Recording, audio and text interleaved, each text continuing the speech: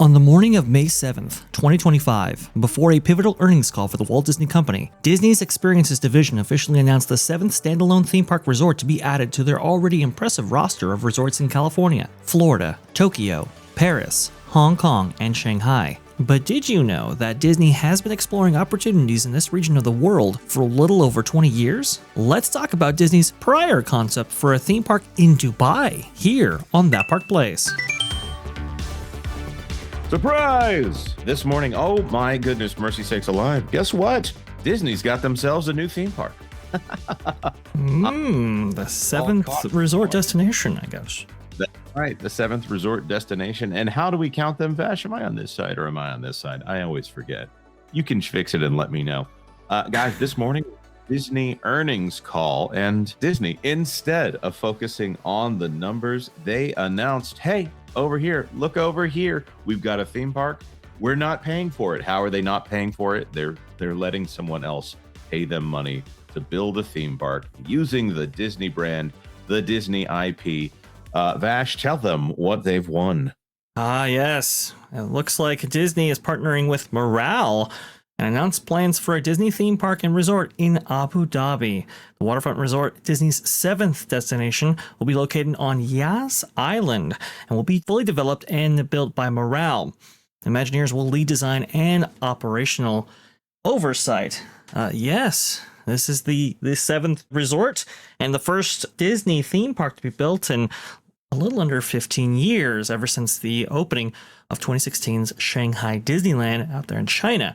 Now, what differs this from maybe their other theme park enterprises around the world is that this is a licensing agreement similar to Tokyo Disneyland and the Oriental Land Company, the arrangement that they have out there in Japan. Now, what that means is that Disney will offer its design services in order to design and develop this theme park, and they'll likely get a big old check from Miral, or the parent company actually commissioning this, and then from then on it will actually be operated and pretty much fully owned by Miral going forward. Now, those particulars I think are most important to the story right here and offers insight into why Disney is actually doing this. But Jonas, did you know that Disney's been kicking the tires on a Disney theme park in this region for a little over 20 years? I did not realize that. Now, I do know about some of the more recent developments in some of the things that they've built in this area because of the excellent work of Caroline Reed over there at Forbes. Caroline Reed is very familiar with Yas Island and the things that they're doing out there in Abu Dhabi and in Dubai here. But Vash, please go ahead. Yes, Yas Island, home to many different places like a Ferrari World. We've talked about that before on this channel. Water World, Warner Brothers, Sea World. And why are all these different theme park entities that people are most familiar in the States at Yas Island or in various places of Abu Dhabi? That's because this has been a project by the UAE to make this a new theme park destination, not too dissimilar from Orlando for, like I said, the last 2 decades. That's why they've been attempting to get Disney to come out and actually set up a theme park facility for years and years and years. The one that got closest to being built was around the middle, I would say, 20-teens, with Riva Creative, who was responsible for a lot of stuff that was actually happening at Dubai Parks and Resorts out there. They operate Legoland and a couple of other different places out there. Well, their parent company, I suppose, Riva Creative, actually commissioned Favali, a group that had done work for Disney before in the past, design work that is, in development and implementation for like Toontown at Disneyland, Disney's Hollywood Studios' Sunset Boulevard, just a lot of stuff over the years. I think Discoveryland and Disneyland Paris as well. And they were hired in order to produce a theme park concept in the style of Disney to convince Disney to then license out its characters, properties, etc., and sign off on that deal. That deal didn't end up going through, which I'm sure we'll cover in more detail in just a moment. But to have an actual park officially announced, it's a long time coming in this way. And should we play this as a reel to give people an idea of what this is? Go ahead, Here we go. please. I've removed the music from this because didn't know if it was copyright. So let's go ahead and play what the company wanted everybody to see and distract them from this earnings call right now. In Disney's 102-year history, there have been many defining moments and countless achievements.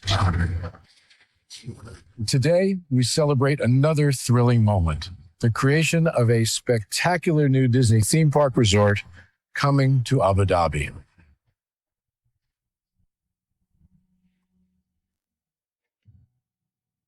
Abu Dhabi is a place where heritage meets innovation, a place where we preserve our past while designing the future. Bringing a Disney theme park resort to Yas Island, Abu Dhabi, marks a historic milestone in our journey as a global family destination. The seventh Disney theme park resort destination represents a new frontier in theme park ambitions. Our resort in Abu Dhabi will be the most advanced and interactive destination in our entire portfolio. The location of our park is incredibly unique. It's anchored by a beautiful waterfront, which will allow us to tell our stories in completely new ways. Ultimately, this project will be a celebration of what's possible when creativity and progress come together. A lot of water, I'm noticing. Creativity and progress with What we're creating with Disney in Abu Dhabi is a whole new world of imagination and experience that will inspire generations across the region and the world. This collaboration represents a powerful fusion of Disney's unmatched legacy in storytelling and Miral's commitment to bringing world-class entertainment to our guests. Abu Dhabi's vision for the future is to create a legacy for generations to come. Disneyland Abu Dhabi will be authentically Disney and distinctly Emirati. I want to stop right there just real fast because that was the same line he used for Shanghai Disneyland back when that project was being developed and promoting it at that time. It was authentically Disney, distinctly Chinese. Now, this is kind of funny because the guys over there at Review Time actually made a joke about this when talking about the leaked concept art for their previous project that was pitched to them. And this is what they did right here. I think this was pretty funny. Or as Bob Iger might have put it, authentically Disney and distinctly Arabian. So he did the meme. He did the thing. Oh, it's so funny. I personally can't wait for I'm walking right down the middle of Main Street, Abu Dhabi. Yeah. Yes. If there's a Main Street at all. Here we go. An oasis of extraordinary Disney entertainment at this crossroads of the world. Oh, no. It will bring to life our timeless characters and stories in many new ways, becoming a source of joy and inspiration for the people of this vast region to enjoy for generations to come. All right, I'll leave that playing in the background right there on a loop, so that way you guys can get a sense of what they're trying to visually present. We got a lot of emphasis on different franchises, and Jonas, as you astutely pointed out, it's all of the modern works that WDI currently is developing for its theme parks domestically, maybe some international stuff with Zootopia and so forth, but all the stuff that this current class of Imagineering has either already worked on or is actively working on. So can we expect stuff like that? Sure, probably. I find myself wondering if the Disney company is going to voice their displeasure with Abu Dhabi's legislature with "Don't Say Gay" stuff. Oh my! That's gonna be, that's a great point. But I mean, this is obviously extremely significant right here.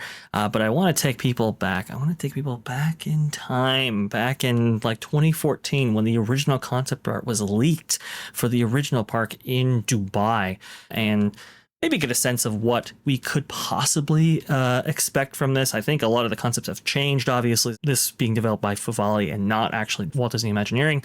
But I think I kind of know maybe vaguely where they especially want to go with this park. And that starts with the castle. You can see this concept for an Arabian style castle right here. This one was particularly interesting because it would have been at the back of the park. And you see here, it would have been part castle, part facade, but also part hotel. And you can see that right there, where you have this kind of drive-in area where guests can be dropped off. This is very similar to what we've seen maybe for the Helios Grand at Epic Universe. This is very similar to that kind of concept right there. And you can see how the side of this castle, if I can zoom in here, possibly, where it has views out into the park itself. I would assume that any kind of hotel complex might incorporate the theme park in not too dissimilar fashion that the Helios Grand does, or the Grand Californian, or the Disneyland Paris Hotel, and so forth. And you can see right here the kind of Arabian style that they were going for at that point. Again, this is being done by Favali, selling the idea of, okay, if we were to bring your concepts to this region, this is how we can incorporate some local design aesthetics into your design. You can see this is kind of a play on Fantasyland / Toontown. Very interesting, as Favali did do work for Toontown as well over there at Disneyland. You can see this concept here for an animation courtyard, not too dissimilar from Disney California Adventure and what they had over there at that time. And can you believe it? There were concepts for a Star Wars land, but not like the Star Wars land that we actually saw in the form of Star Wars Galaxy's Edge. Oh, no. This Star Wars land was very, very different in that it was a combination of like prequel era stuff, maybe some original era stuff, almost nothing from the sequels. And you can see figure. Yeah, you can see the Jedi Temple right there. If I were to zoom out on this specific concept right here and zoom in on this corner, you can see a kind of Death Star X-Wing TIE Fighter spinner attraction right there. You can see the Millennium Falcon as eventually made its way out in Star Wars Galaxy's Edge. You can see the Jedi Temple, some Coruscant stuff. You can see like this elevated train rail system that this Dubai Railroad would have kind of circled the park with. I mean, very, very interesting stuff right there. Not at all like we got with Star Wars Galaxy's Edge. I would have been very interested to see this kind of stuff. And then you can see up in the corner right here, this concept of Radiator Springs Racers actually coming to this park. Now, you can see there was a lot of show buildings and so forth. That's because this park was supposed to be 50% indoors. The reason being is because the average temperature in this region of the world around this time is 105, which is very different from the 91 degrees that Florida receives during the summertime. So it is very, very hot. And to keep people out of the weather, that's why this would be 50% indoors as demonstrated right here. But unfortunately, these concepts never got through because I don't think Disney bit. Now, why is Disney biting now with this Abu Dhabi concept? I do believe history repeats itself. You know, it rhymes. And this is why you keep track of things like this, because we can better predict the future. And I think the reason why they're biting now, well, it's a cash infusion. It's actually why we got the version of Epcot that we did, because at that point, Disney was really strapped for cash. This was the most expensive project that they had ever undertaken as a company or corporation at that time. I think the final cost for Epcot was a little over $1.1 billion back in the 1980s, early 1980s. They really needed all the cash they could get. And previously for Tokyo, for instance, the Oriental Land Company had come to Disney multiple times to try to get them to build a park in Japan. And they had always refused. Well, at the time that they needed cash in the form of Epcot, they got it. And they embarked on a licensing deal with Tokyo. And at that time, Tokyo had shelled out huge amounts of cash as a one-time payment in order to get Disney to build a park out there in Japan. I think a similar thing is happening here, in which Bob Iger saw the coin that Miral was actually backing with them and said, hey, wouldn't you want to build a development out here? Here's a big infusion of cash, which the company desperately needs right now in order to get their own theme park projects and all the other movie projects and so forth off the ground back in the States. Yeah, Vash, we're going to let you take a breath for just a moment. My goodness, the amount of information that you have just off the top of your head on this surprise announcement this morning. That was really impressive. The things that I was thinking I would throw in here is, I know that there's theme parks out there already, which we will talk about that, and all of that is interesting here. But just to make it clear for anybody who does not understand the Oriental Land Company's agreement. And by the way, if you think that that name is problematic, the Disney company does, but they weren't the ones who named the Oriental Land Company. It was the Oriental Land Company, owned by a bunch of Japanese businesses and business people out there. That is the only park that Disney does not own. They own it, which is Tokyo Disneyland, and it is, or it was, a copy of Disneyland with the Cinderella Castle in there instead of the Sleeping Beauty Castle. Also, Tokyo Disney Sea, which is very close by there. Just got Fantasy Springs. We're not thinking that this is going to be that. Obviously, there's a humongous crystal in the middle, which is, I'd say that's more of an appeal to the Middle Eastern culture out there than a giant European castle. When looking at this, I think that there's such a large amount of money out there that these very wealthy, probably oil-funded people said, here's what we want to do. We want your park. We want the license to your IP. You can do whatever you want as far as telling us what to do here, but it's going to be up to standards. So I think this is probably going to be a better park than the ones that Disney would make themselves if they were funding such a thing themselves out there. I think this will be a higher quality park because they are trying to please customers who can say no to them. For sure. Yeah. We have seen a massive initiative across entertainment and the entertainment landscape of companies that are going to these Middle Eastern conglomerates and are, basically bowing and scraping for the money. It's the new China, essentially. We've seen the WWE does it constantly, and it infuriates me. But yeah, this is all just they're strapped for cash, and Abu Dhabi was not going to do this unless they controlled it 100%. This is not as much as Bob wants to tout like he sought this out, like it's some deal that he made. This sounds like something that just, as you said on Valiant Stream, Jonas, fell right into his lap. Yes, Yep. absolutely. And it's something that Disney has kicked the tires on before, have always said no. And now, at this very interesting time in Disney's history, they actually say yes. And so you have to think what the motivation behind that might be. And I think it's very clear that they were shown a large bit of cash for this. And this cash injection, I think, is part of their turbocharging efforts, as actually Josh D'Amaro said. This is part of our turbocharging plans for theme parks, not only domestically, but across the world. Hey everyone, it's Josh. I'm in Abu Dhabi today. What an exciting day.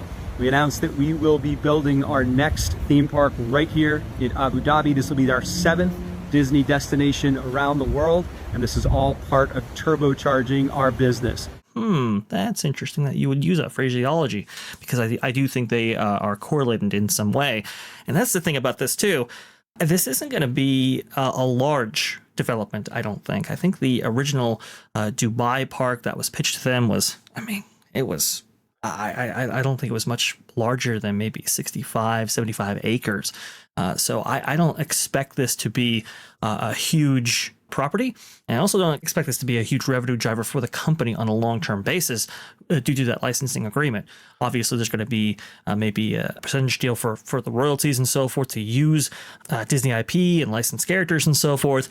But again, that's going to be minuscule, just like it is out in for the Oriental Land Company in its arrangement out there in Tokyo in Japan. But I think it's just a sack of cash right there. Boom, make the deal and go forward.